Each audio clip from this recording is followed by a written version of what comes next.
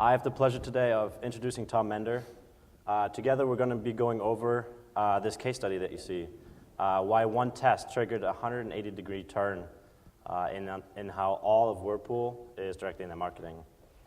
Tom actually, he graduated from the Purdue University. Yep. And he's been around the block. He's worn many hats over the years. As you can see, he's got 20 years of experience in development, implementation of data warehouses, turnkey applications. He's been around. And Tom, currently you manage a team at Whirlpool, and you kind of head a team, and really what your team is responsible for is customer retention. We'll get into that in just a second. Just to give everyone a little bit of background, who here is aware of Whirlpool? I think we all are, right? So Whirlpool is one of the world's leading global appliance manufacturer. It is a Fortune 500 company, so a huge company. More interestingly, and what directly relates to Tom's job is, last year Whirlpool sent about 90 million emails. That's a lot of emails to send, really, for any company. And Tom, with that being said, you are in charge of customer retention, and with 90 million emails being sent a year, I can't imagine that that's a very easy job. So do you maybe want to give us a little bit of background of what you do at Whirlpool and kind of your responsibilities and then your challenges that you're having as well? Sure.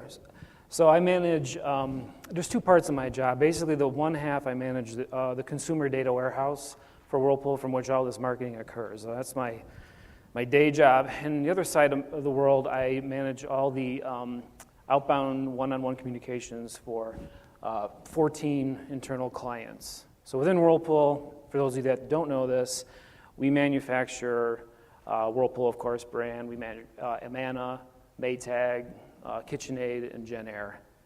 So I also have several other internal direct-to-consumer clients that perform e-business with other business units within the company. So it's a very big challenge managing all these contacts across all those business units, for sure. Yeah, and one thing that I want everyone to keep in mind, so as Austin mentioned, and we'll get into that in just a second, is Tom was able to do something incredible at Whirlpool, which is this large organization. And I think if we really think about it, if Tom was able to do something like that at an organization that is so large as Whirlpool, I think we all should be able to kind of do the same thing within our own organizations. So Tom, this is kind of a graph of kind of how your performance, what your performance looked like. And it looks like everything was going well for a while. You have your click-through rate. Everyone has those opt-outs, but as long as we're staying, above, as long as the opt-out rate is not, going over your click-through rate, there we're good. But it looks like at some point you've kind of reached that point where opt-outs were now exceeding the click-through rate. Do you want to talk a little bit about what you saw there and the challenge that you were facing at that point in time? Sure. So as you guys can see, the first few years of existence, we were succeeding in spite of ourselves. I mean, we were just sending emails out sort of ad hoc, a couple brands I was working with at the time. But as more brands and business units joined the mix and we started sending more and more emails out, without a whole lot of rhyme or reason, we noticed a very quick decay in performance. And then we're just using click-through rates here as an example relative to opt-outs. But this was very telling. So when we hit that point I remember the day like it was yesterday. One of our brands actually sent an email out like we normally do, just to try to move some units, one of those deals. And as Ben said, the opt-out rates actually exceeded the click-through rates. So while we saw this sort of decaying performance occurring before our eyes, that little moment of truth, what you guys see on the screen here right now, was a nice visual way of showing leadership. Guys, we have a problem here. We need to stop behaving like this to our end consumers, because now we have a negative ROI situation happening. So this is what I captured, and I shopped it all over the enterprise with Whirlpool to all the brand leaders, and I think some light bulbs started to go off. So I think it's clear to say that you were able to demonstrate that you were facing a challenge. And so what Tom did, and what every great marketer would do, is he actually came to our email summit last year. So he sat in the very seat that you're sitting in right now, and kind of was able to soak up some of that information and then bring that back, right? Yep. Yeah, so I was exactly in the same spot last year. Didn't really know what I was getting myself into with the email summit. I really didn't know what this was about myself. So, we had a couple of challenges there, like I said before. One of them was we were just sending emails out on a very ad hoc with very little intelligence behind it. So one of the first things we did was actually segment the database by brand. So that's a whole other topic. But the other one, like Ben said, was I came out to the summit last year, and as I sat where you guys are sitting right now, the light bulb went off in my head. And then, so Tom, after you left the summit, obviously you took some of the information back, and I think this is kind of the critical part of this whole story is that, you realized that with the current model there was something wrong, but yet you can't just go back and say, hey, we're completely going to change the way we do marketing. So the first step that you took was really to challenge the current model, right? Do you want to talk about a little bit first about what that model looked like, Sure. and let the audience know of kind of how the processes were, and then we'll talk about a little bit about how you were able to come in and kind of make some changes without really rocking the boat, so to speak, in those channels. I did try the Iron Fist method, and it failed miserably. So, but just to start out, like Ben was saying, the process that was in place really was very single-threaded, very sequential. The agency partners would typically go out, build some creative, and the creatives look suspiciously like snapshots of landing pages. I'm sure you guys have learned a lot about that over the past few days. So with that, once the agency would build that creative, they would bring it back to the marketing managers, and once the marketing managers saw once they saw the creative, they would make a few tweaks to it. Typically it would be maybe an image or some verbiage or something like that. And then right after that, we would push the email out. And so this is basically how we operated for several years. So are there other people in the room that kind of go through this similar process right now where they don't really have much influence as to what the creatives look like what is being pushed out, just a show of hands maybe? So quite a few people. Yep. So Tom, and again, the challenge is really, you can't just go in and say, hey, it's not working, let's Right. change this completely. But what you did instead is really say, hey, we have this creative, let me just do a few tweaks and run a test. Yep. And so you set up this test, fairly simple, and I'll let you walk through that test in just a second.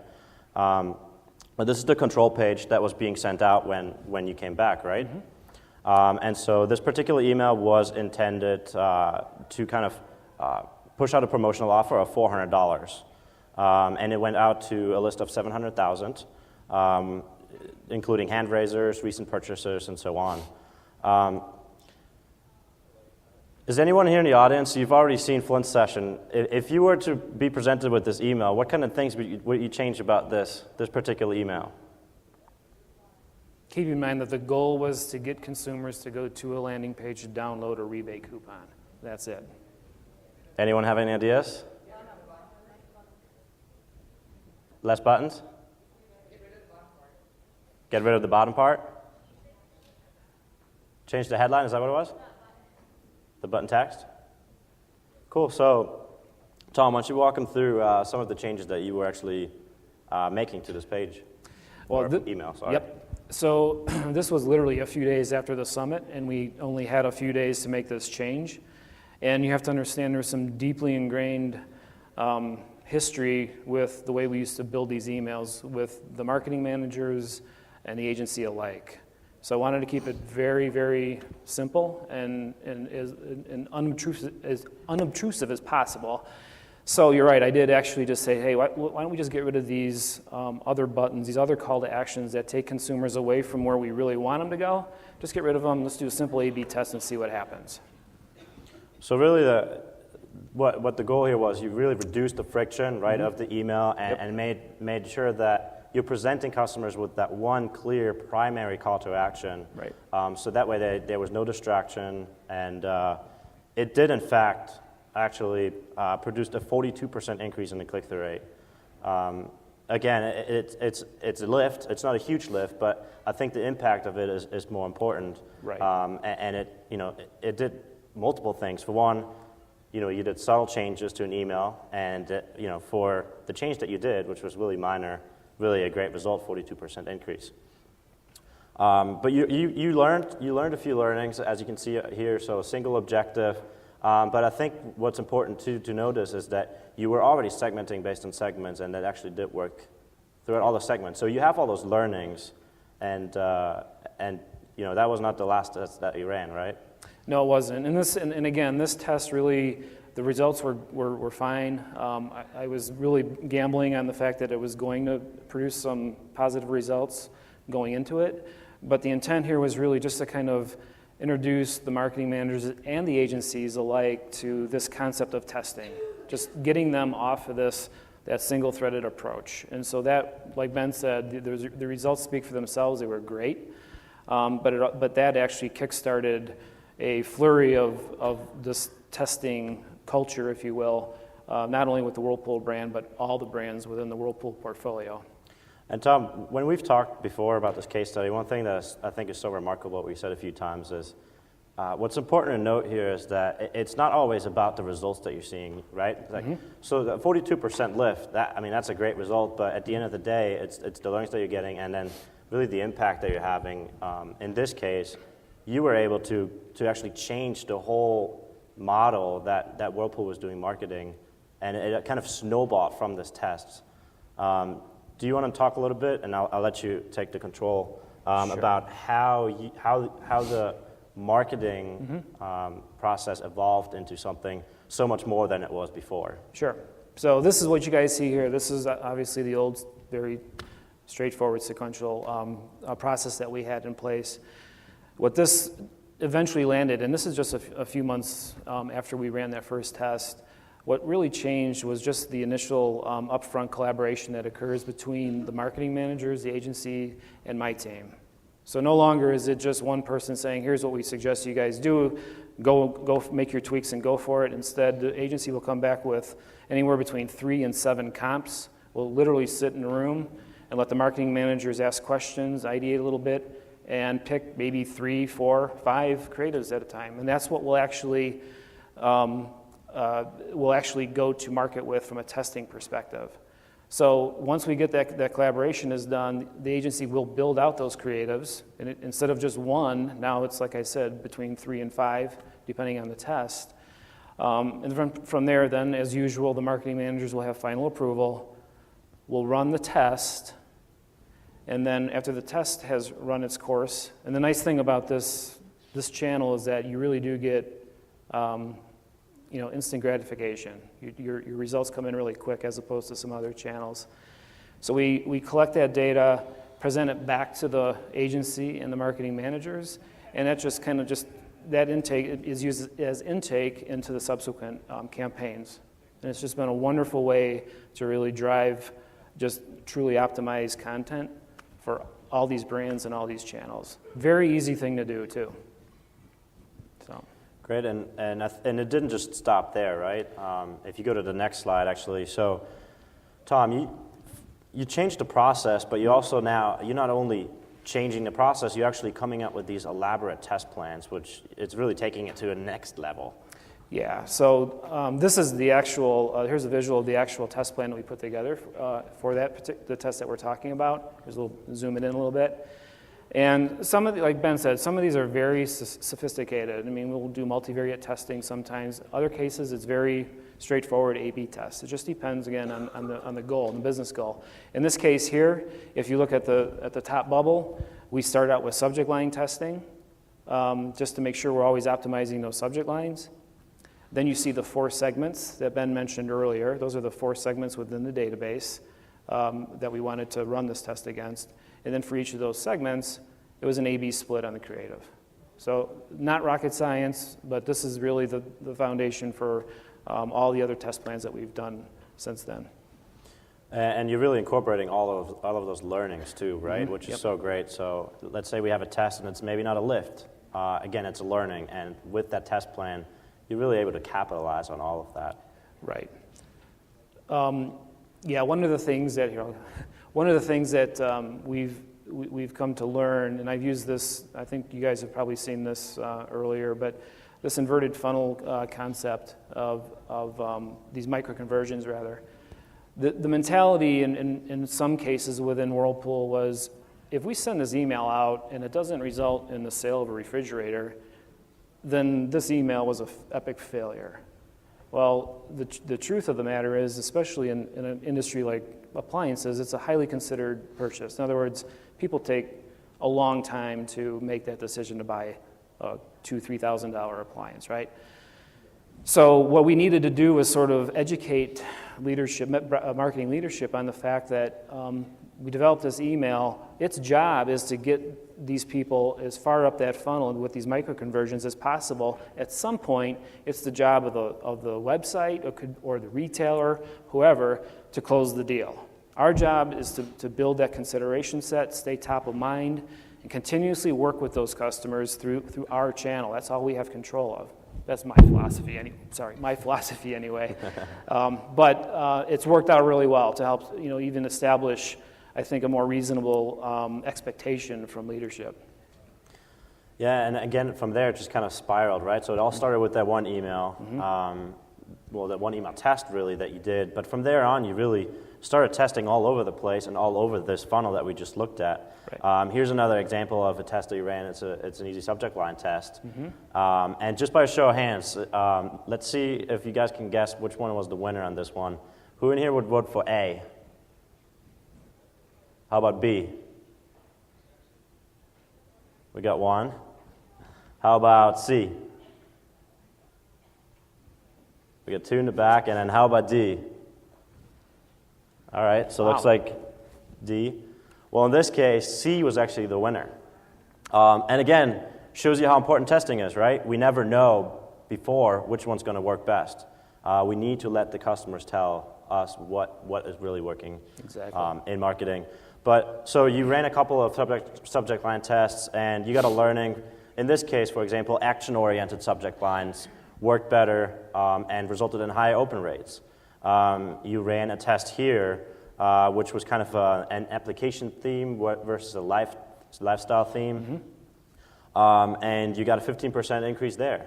So just all of these great learnings that are being added to that test bank, and it all snowballed from that one test, which, again, it's amazing. Yep. Just one more test that you saw here. Now, what's interesting here, and what's so great about how Whirlpool evolved is, you're testing all these different segments. So if something is working in one segment but not in the other, you're learning that too. Yeah, the way we look at it at Whirlpool is that, like you see in the one segment here for this particular test, there was a negative lift, if you will. That's not a failure. It is truly a learning. We adjusted our messaging and for that segment. It worked with the other two segments in this case, but we called an audible, changed it up for the all general segment, and moved on from there. So like Ben said, every micro conversion is an opportunity to test. And so, Tom, you're testing all over the place. You're seeing all these great results. I mean, and again, it all snowballed from that one email test that you did. Yep. Now Whirlpool has changed the way that they really approach marketing. And from talking to you, it seems like the whole Whirlpool in itself has really kind of changed and has really been doing great ever since, right? Yep. I mean, what you guys see here, this is just one brand. We're doing this across all the brands. So volume is definitely there from a workload perspective, but as you can see with the graph up on the screen here, we went from the situation that we had just a couple of years ago. Now all the metrics are going in the right direction. And I can't stress enough, I mean, this wasn't months and months of planning and lobbying and things like that. If you can find that one brand manager or whatever to work with that kind of has an open mind, do these simple tests like this, and I think you'd be surprised at how much traction you get across your organization.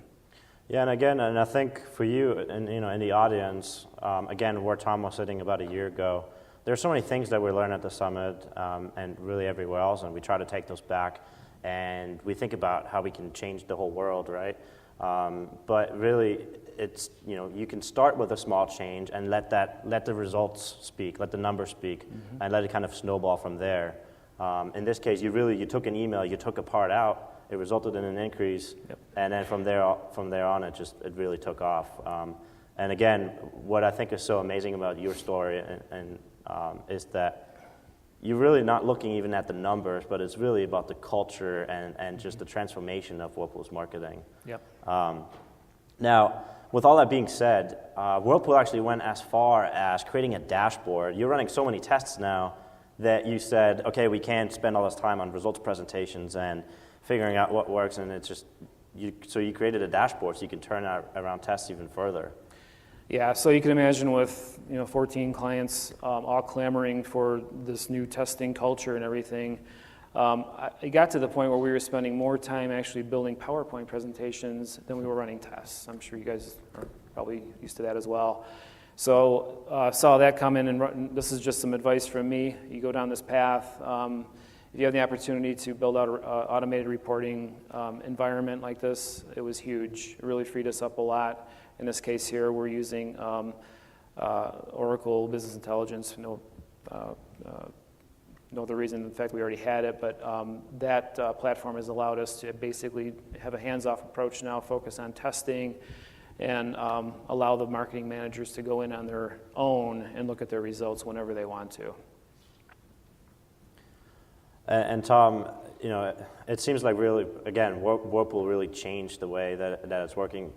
Does it have any personal implications for you and the way that you go about marketing? And oh yeah, this has been, I think Flint said it last year at the conference. There's been a lot of people whose careers have really taken off because of stuff like this, and this was a really nice sort of jolt for me personally as well as my team. I think we all are reinvigorated by what we do today because you see these results, you see the needle, moving forward now as opposed to just treading water or even going down. And it's really easy to get stuck in those ruts like that. So I cannot stress enough that if you have an opportunity like this, don't think of any opportunity as being too small. You may be amazed at the amount of traction you'll get with just one simple change like that. And by the way, that's probably the cheesiest quote we can find, so. Yeah. So again, Tom, just to wrap things up, I can't stress enough that I think this is such an amazing story, and so much to take away from that, and it's so applicable because you were here last year, and I mean, if you think about what happens in a year, I know we're all usually when we leave these summits, I know we have our day-to-day, and we kind of lose track of things, and we've learned all these things, but we don't have the chance to implement them.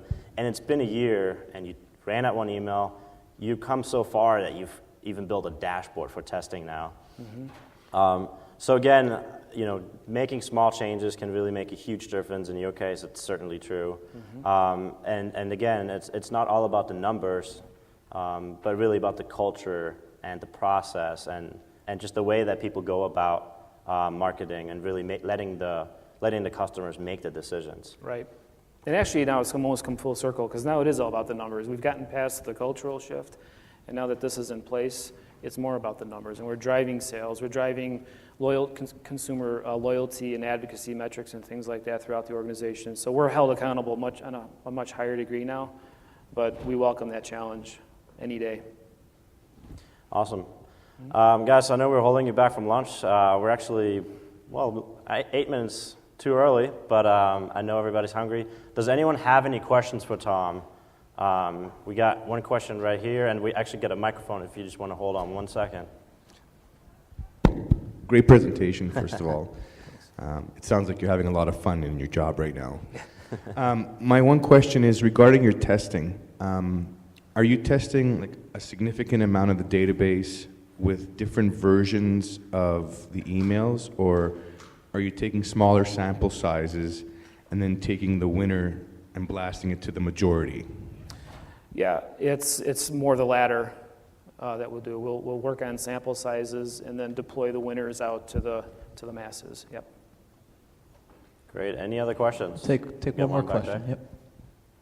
Are you having to pay more for your creative team to create, 6 different versions versus because our creative team is so busy with 17 other projects that the email is kind of lowest priority, and so to get another version is like pulling teeth sometimes. Yeah, that's a great question. Actually, the approach we took there was leveraging templated design whenever possible. So first testing the layout, the template of the emails themselves, and then once that was established, using dynamic content as much as possible. That's allowed us to be much more fluid in that. But to answer your question, we're actually spending less now on creative. I mean, there was a steep learning curve there, but once we got past all that, now creative costs are much more well within reason. And you have to keep in mind where we came from. A lot of the email design was literally like, it was almost like taking a snapshot of a landing page. So this forced more creativity with the agencies as well as the brand managers, more creative mindsets and things like that. And where there was areas of more spend, it was welcome. I mean, they actually appreciated that because you can't just treat everything the same, all these channels the same anymore. It's especially true with email. Great. Tom, do we have one more question? Do we have time for one more? We'll do Austin? one more question. Looks like a pressing question. Thanks. So when it comes to actually changing your culture in terms of going from the process that you had previously to the process you have now for testing, that is definitely something that we will be facing, taking everything that we've learned back. What are some key points that you sort of learned by going up to your internal clients to be able to overcome that, essentially a fear change? Yeah, I think starting small was I mean, we had no choice in this case, but looking back, that minor change was met with skepticism by both the agency and the brand. I mean, they were like, no, if we make that change, Tom, we're gonna have a lower click-through rate because there's less areas on the email to click now. And so just by telling them, look, the click-through rate that we should be measuring is the click-through rate of the button that matters to us, or buttons or whatever, not clicks to disparate areas of the site and things like that. So there's a little bit of a sell there, but it didn't take much. I mean, it was really just a matter of gaining their trust and saying, let's just run this one test. We'll do a very simple A/B split, keep it very simple. And once that was executed and they saw the results, it really took almost no more selling on my behalf, working with the other brands or the other business units from that point forward. But it's getting that first one under your belt and just showing them with data, fact-based, this stuff works. That was huge. So try to align yourself with someone who is willing to work with you. You know, there is some of that going on as well. Great. Tom, thanks again. Thanks for sharing the story and great job on Thanks. on all that you've done this year. Thank you.